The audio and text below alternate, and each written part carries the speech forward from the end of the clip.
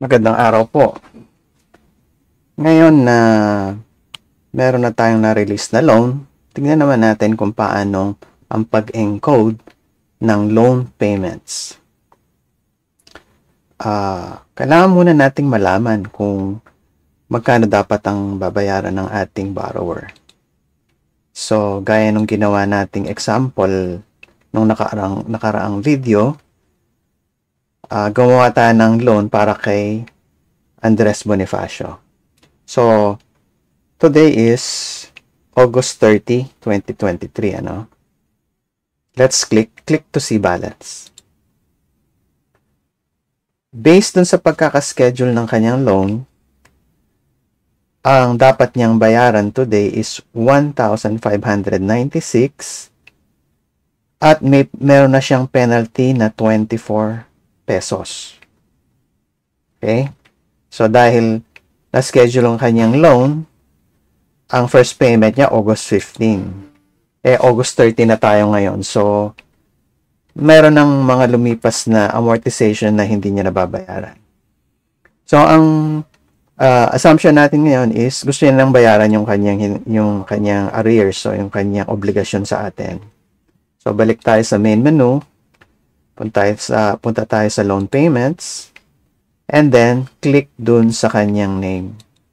Okay. Next thing na kailangan nating i-choose is kung sinong collector ang nakasingil sa kanya. Kasi itong particular company na ito ay nagbibigay siya ng incentives kung magkano yung collection ng collector.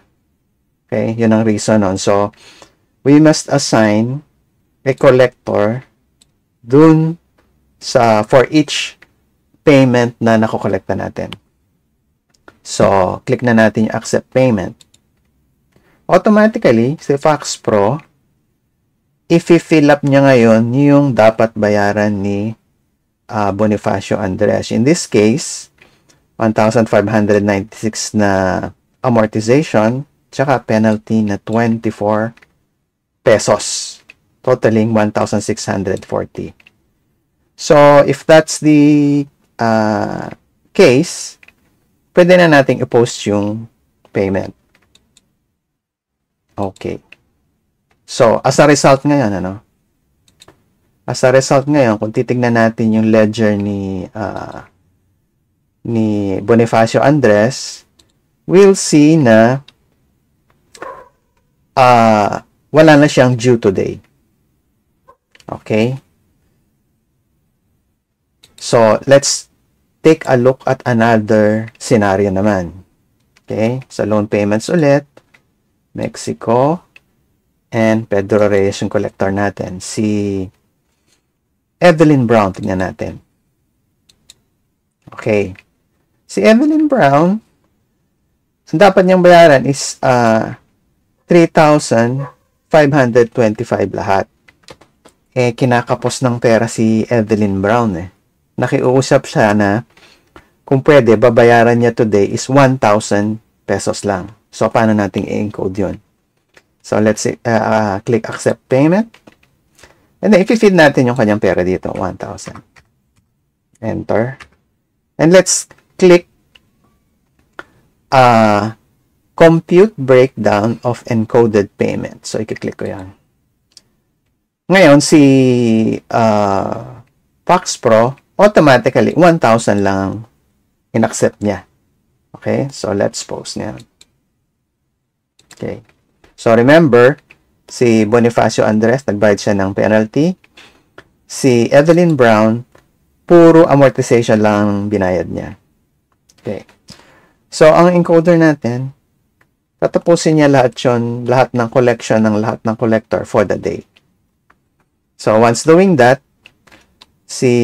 ang ating bookkeeper will now produce a cash receipts report.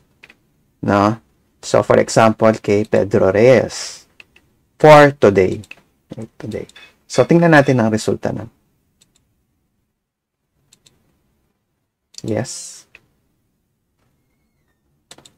As usual, si Fox Pro, nakidaan siya ngayon kay Excel para makapag-produce siya ng report. Okay? So, ngayon, so far, dalawa lang na-encode natin. Yung 1,620 tsaka yung 1,000 pesos. Totaling 2,640.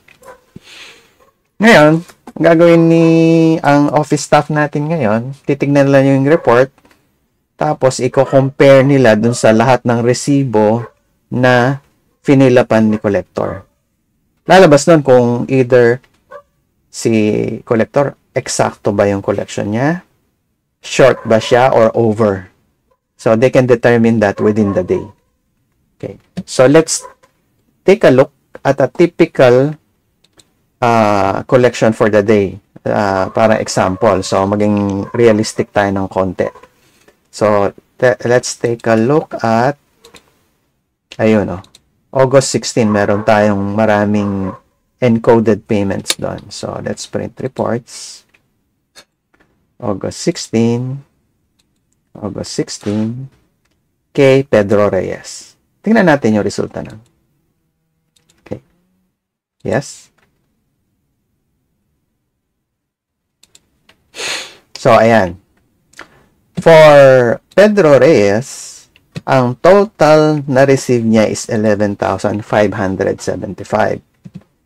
Ang company natin, marami siyang collectors So, yung mga boss natin, gusto nilang malaman how much is the collection for the day for all collectors. So, gagawin natin, we will click all collectors na po-proceed natin ngayon. Yes. Ayan.